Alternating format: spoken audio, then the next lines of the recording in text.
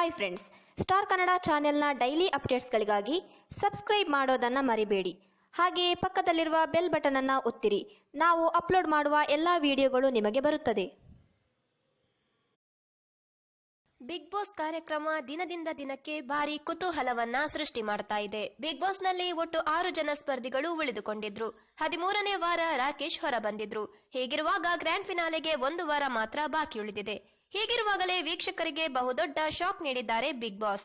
ಹೌದು, ಈ ಮೊದಲೇ ಸುದೀಪ್ ಅವರು ಹೇಳಿದಂತೆ ಫಿನಾಲೆ ವೀಕ್ ನಲ್ಲಿ ಒಬ್ಬ ಸ್ಪರ್ಧಿ ಯಾವಾಗ ಬೇಕಾದ್ರೂ ಮನೆಯಿಂದ ಆಚೆ ಬರ್ತಾರೆ ಅಂತ ಹೇಳಿದ್ರು. ಅದೇ ರೀತಿ ಈಗ ಒಬ್ಬ ಸ್ಪರ್ಧಿ ಮನೆಯಿಂದ ಆಚೆ ಬಂದಿದ್ದಾರೆ. ಹೌದು, ನಿನ್ನೆ ಮಧ್ಯರಾತ್ರಿ ಒಂದು ಎಲಿಮಿನೇಷನ್ ನಡೆದಿದೆ. ಇದರಲ್ಲಿ ಫೈನಲ್ಗೆ ಹೋಗಲು ಆಯ್ಕೆಯಾಗಿದ್ದ ಧನ್ರಾಜ್ ಹಾಗೂ ನವೀನ್ ಅವರು ಎಲಿಮಿನೇಷನ್ ಲಿಸ್ಟ್ಗೆ ಸೇರಿದ್ರು. ಹಾಗಾಗಿ ನಮಗೆ ಬಂದಿರೋ ಮಾಹಿತಿ ಪ್ರಕಾರ ಈ ಮನೆಯಿಂದ ಧನ್ರಾಜ್ ಅವರು ಮಧ್ಯರಾತ್ರಿ ಎಲಿಮಿನೇಟ್ ಆಗಿ ಹೊರ ಬಂದಿದ್ದಾರೆ ಎಂಬ ಮಾಹಿತಿ ಸಿಕ್ಕಿದೆ. ಇದರಿಂದ ಇವರ ಅಭಿಮಾನಿಗಳು ತುಂಬಾನೇ ಕೆಂಡಾಮಂಡಲರಾಗಿದ್ದಾರೆ.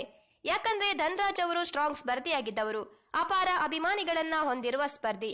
ಇವರು ಹೊರಬರುವ ಯಾವುದೇ ಚಾನ್ಸಸ್ ಕೂಡ ಇರಲಿಲ್ಲ.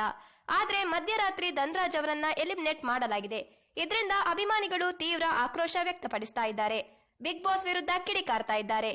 ಆಂಡಿ ಆಚೆ ಬರ್ಬೇಕಿತ್ತು, ಮೋಸ ಆಗಿದೆ ಅಂತ ಹೇಳ್ತಾ ಇದ್ದಾರೆ. ಈ ಬಗ್ಗೆ ನೀವೇನಂತೀರಾ? ಯಾವ ಸ್ಪರ್ಧಿ ಆಚೆ ಬರಬೇಕು ಅಂತ ನಮ್ಮ ಕಮೆಂಟ್ ನಲ್ಲಿ ತಿಳಿಸಿ. ಹಾಗೆ ಸ್ಟಾರ್ ಕನ್ನಡ ಚಾನೆಲ್ನ ಸಬ್ಸ್ಕ್ರೈಬ್ ಮಾಡೋದನ್ನ ಮರಿಬೇಡಿ.